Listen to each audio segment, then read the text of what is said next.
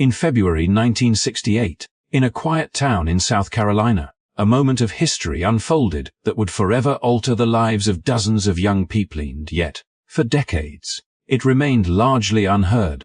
On the campus of South Carolina State College, unarmed black students gathered not to fight, but to demand dignity, equality, and the simple right to be treated as full citizens in their own community. What followed was a night of fear, confusion, and irreversible loss that exposed the deep fractures running through America at the height of the civil rights movement. This was a time when hope and resistance existed side by side. Landmark laws had promised change, but in many southern towns, segregation still ruled daily life. For these students, patience had run out.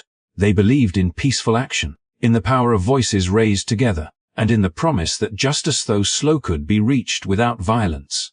But on that February night, expectations collided with reality in the most devastating way.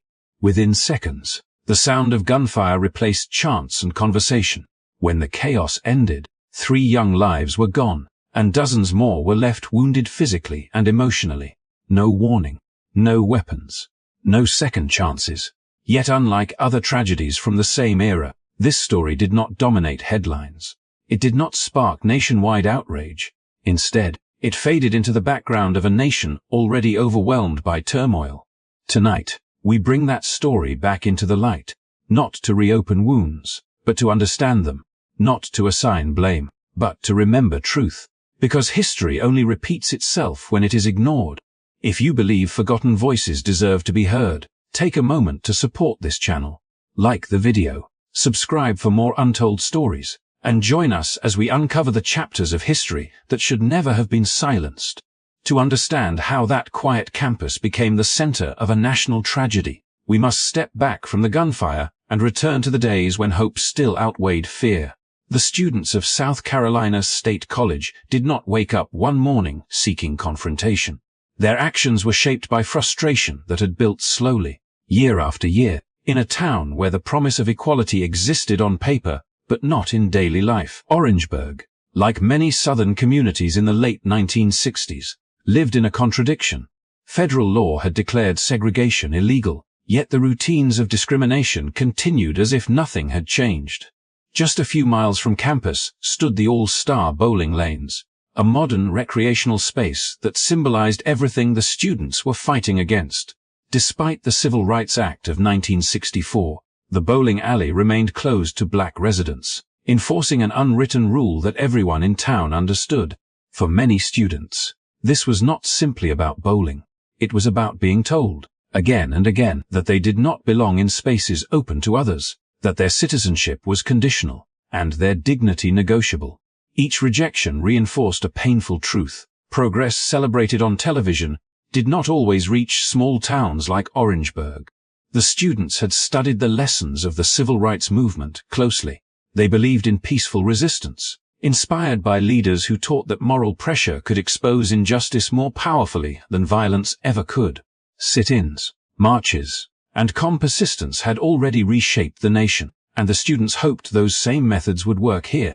When they first approached the bowling alley, they did so without anger or threat, expecting resistance but trusting that the law was on their side. What they encountered instead was dismissal, arrests, and a growing sense that even lawful protest could be treated as a challenge to authority. As days passed, the atmosphere in Orangeburg grew heavier. Each student detained, each protest broken up, sent a message that compliance mattered more than justice. Still, the demonstrations remained disciplined and non-violent. The students returned not out of defiance, but out of conviction, believing that persistence itself was a form of courage. They were not demanding special treatment. They were demanding recognition as equals, something they had been promised yet rarely experienced. Meanwhile, the response from local authorities moved in the opposite direction. Rather than easing tensions, the presence of armed officers and state forces signaled fear and mistrust. What the students saw as lawful protest, officials interpreted as unrest. This widening gap in perception turned everyday actions into symbols of confrontation. A gathering became a threat. A fire meant for warmth became suspicion. Dialogue gave way to rigid lines drawn on both sides. By the time the protests shifted back toward the campus, Orangeburg felt like a town holding its breath. Students gathered together, not with weapons or plans for harm, but with a shared determination to be seen and heard. They could not have known that their belief in peaceful action was about to be tested in the most unforgiving way. The ideals they carried into the movie meant faith in the law, in nonviolence. So, in the possibility of change stood in stark contrast to what would soon unfold. What makes this moment so haunting is not only what happened next, but why it happened at all. A protest rooted in dignity and equality was transformed, through fear and misjudgment, into a tragedy that would claim lives and leave lasting scars. The path to that night was paved not by chaos, but by ignored laws, unmet promises, and a community struggling to reconcile progress with prejudice. As the days unfolded, the fragile balance between hope and fear began to tip. What had started as a disciplined campaign for equal treatment slowly became overshadowed by a growing show of force from local authorities. Each arrest, each police car stationed near the protest sites, sent a clear message that the situation was no longer being viewed as a civil rights issue, but as a challenge to control. For the students, this shift was impossible to ignore. They had come forward believing that peaceful action would be met with dialogue, or, at the very least, restraint. Instead, they found themselves under constant surveillance, their presence treated as a warning sign rather than a plea for justice. The arrests that followed the early demonstrations carried a weight far heavier than the charges themselves. Friends watched classmates taken away for nothing more than standing their ground, and the sense of vulnerability spread quickly through the campus. Yet even as anxiety grew, the students refused to abandon their principles. Meetings were held late into the night, where voices were calm but determined, reminding one another that their strength lay in restraint, not retaliation. They understood that any sign of violence would only confirm the fears already held against them, and so they remained committed to peaceful protest, even as the atmosphere around them hardened. Outside the campus, the tone was changing just as rapidly. Local officials, uneasy with the persistence of the demonstrations, began preparing for what they imagined could come next. Police presence increased, and the arrival of the National Guard transformed the streets into something unfamiliar and unsettling. Uniformed officers stood with equipment meant for conflict, not conversation, creating a visual reminder that authority expected disorder. For many residents, the sight was shocking. For the students, it was deeply unsettling. The gap between intention and interpretation grew wider by the hour. What the students saw as a lawful expression of their rights, authorities interpreted through the lens of fear. Rumors of unrest spread faster than facts, and each gathering was viewed as a potential spark. The sound of boots on pavement, the glare of headlights at night, and the constant hum of patrols reinforced a sense that something was approaching, though no one could say exactly what. Despite this pressure, the students continued to gather, speak, and plan, guided by the belief that silence would be more dangerous than visibility. Within the campus, emotions were complex. Anger existed, but it was tempered by purpose. Fear was present, but it did not erase conviction. The students were not blind to the risks. They felt them every time an officer passed by, every time a protest ended with another arrest. Still, they chose to remain visible, trusting that their conduct would speak louder than the growing tension surrounding them. They believed that restraint could diffuse fear, that patience could outlast force. Yet the presence of heavily armed personnel changed the meaning of every interaction. A crowd of students talking became a scenario to be contained. A gathering near the campus was treated as a threat rather than a conversation. The escalation was subtle at first, then unmistakable. Authority prepared for disorder that never truly came, while those advocating for equality found themselves facing a response that suggested the worst. By the time the tension reached its peak, Orangeburg felt like a place suspended between two realities. On one side stood students holding tightly to nonviolent ideals. On the other, a show of force shaped by mistrust and anticipation of chaos. The space between those realities grew thinner with each passing hour, setting the stage for a moment when fear would override understanding, and restraint would be met not with dialogue, but with irreversible consequence. By the evening of February 8th, the tension that had been building for days finally reached a breaking point. The campus, once a place of learning and quiet determination, was now heavy with anticipation and unease.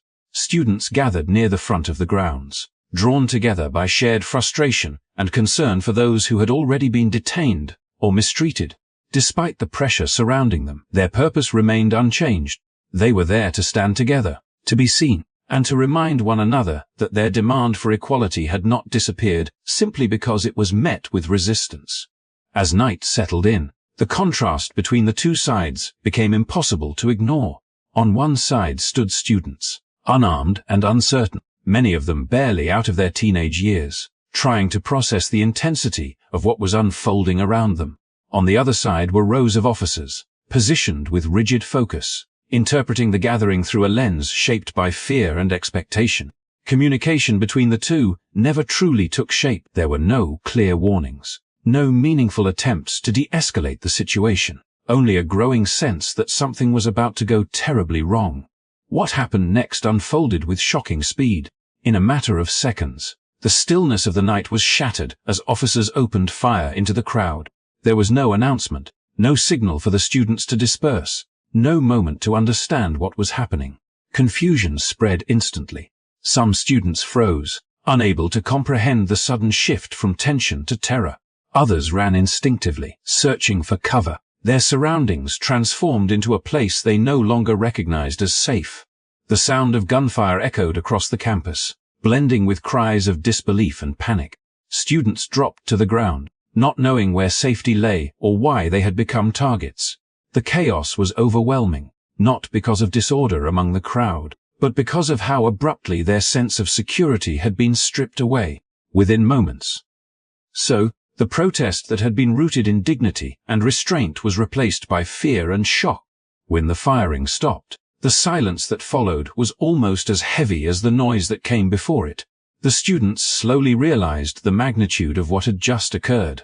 3 young lives had been lost, and many others were wounded, physically and emotionally, in ways that would last far beyond that night. Friends searched for one another in disbelief, calling out names, trying to make sense of an event that felt unreal. The campus, once a symbol of hope and unity, had become a place marked by grief.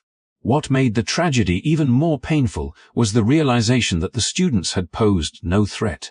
They carried no weapons, made no coordinated move toward violence, and had no intention beyond standing together. Yet they were met with a response that treated them as a danger rather than as citizens exercising their rights. The distance between perception and reality could not have been clearer, and the cost of that divide was devastating. In the hours that followed, shock spread through the community. Families would soon receive news that would change their lives forever. Survivors would carry the memory of that night with them, replaying the moments leading up to it, wondering how a peaceful gathering could end in such loss. Beyond Orangeburg, however, the reaction was muted. The story did not immediately capture the nation's full attention, and the weight of what happened risked being buried beneath larger headlines and ongoing unrest elsewhere. Yet the night of February 8th could not simply fade away. It stood as a stark turning point, revealing how fear, authority, and silence can converge with tragic consequences. The shots fired that evening did more than end lives. They exposed the fragility of progress and the devastating price paid when understanding gives way to force. In the aftermath of that night, as shock settled over the campus and grief spread through the community, another struggle quietly began, and not fought in the streets, but through words, headlines, and official statements. Almost immediately, the story of what happened in Orangeburg started to shift. While students were still trying to understand how a peaceful gathering had ended in such devastation, authorities moved quickly to frame the events through a very different lens. The focus turned away from the unarmed students who had been shot and toward a narrative that suggested disorder, threat, and provocation. Official statements emphasized the idea that law enforcement had been placed in danger, portraying the students as instigators rather than victims. This version of events spread rapidly, finding its way into early media coverage that echoed the language of authority with little scrutiny. In these accounts, the fear experienced by officers took center stage, while the fear of students caught off guard, running for safety, or lying defenseless on the ground was largely absent. The complexity of the night was reduced to a simple claim of control versus chaos, a framing that left little room for the voices of those who had suffered most. Yet the facts told a different story. Investigations confirmed that no weapons were found among the students. Witnesses consistently described a crowd that had not been preparing for violence, but had been reacting in disbelief once the shooting began. Many of those who were injured had been far from any perceived disturbance, reinforcing the reality that the gunfire had not been targeted or restrained. Still, these details struggled to gain the same visibility as the official narrative, overshadowed by statements that carried institutional authority.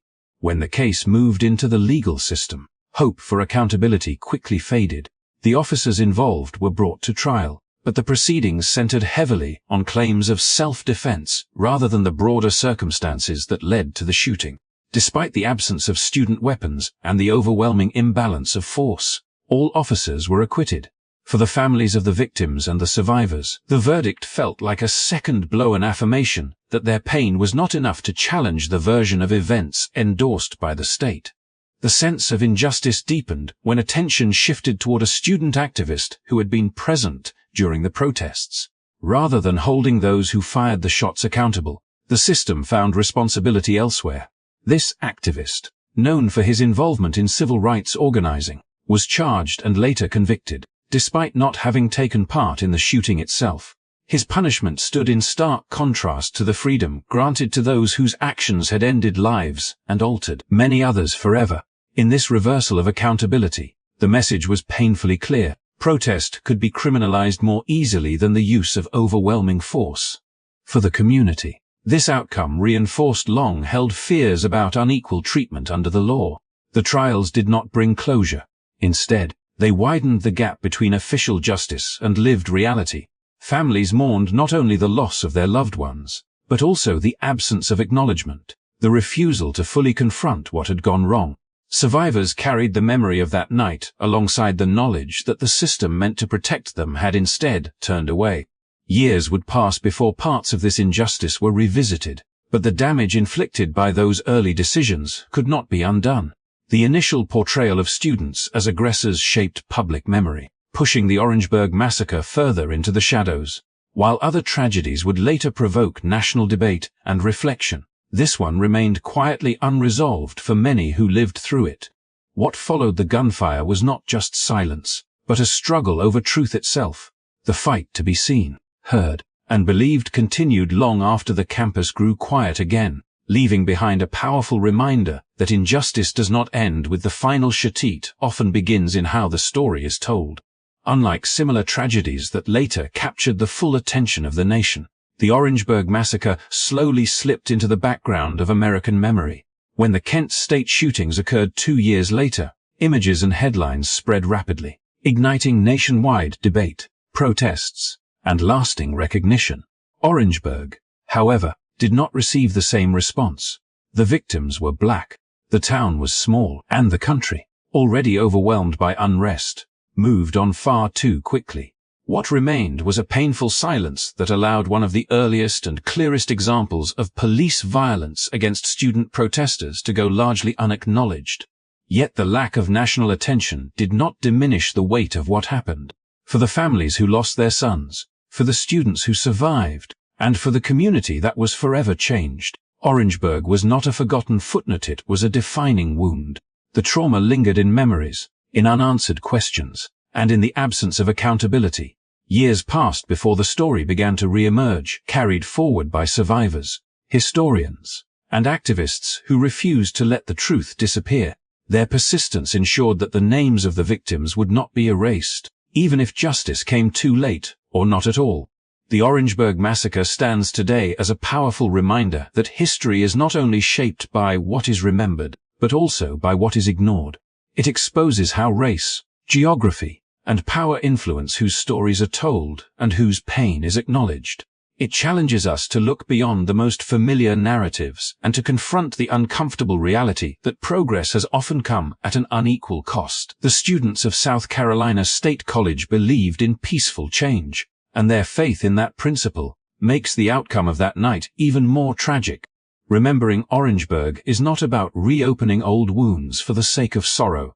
It is about understanding the full scope of the civil rights movement, including the moments that did not fit neatly into national headlines. It is about honoring lives lost not in chaos, but in the pursuit of dignity. And it is about recognizing that justice delayed, especially when shaped by silence, leaves lessons that remain urgently relevant. As we reflect on this story, we are reminded that history asks something of us. It asks us to listen more closely, to question official narratives, and to ensure that forgotten voices are brought back into the light. The Orangeburg Massacre may not be as widely known as other events, but its significance is undeniable. It remains a testament to resilience, a warning about the misuse of authority, and a call to remember those whose struggle was overlooked but never meaningless.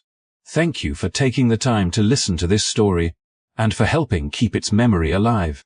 If you found this video meaningful, please consider liking it and subscribing to the channel. Your support helps us continue sharing important stories from history that deserve to be remembered, understood, and never repeated. Remembered, understood,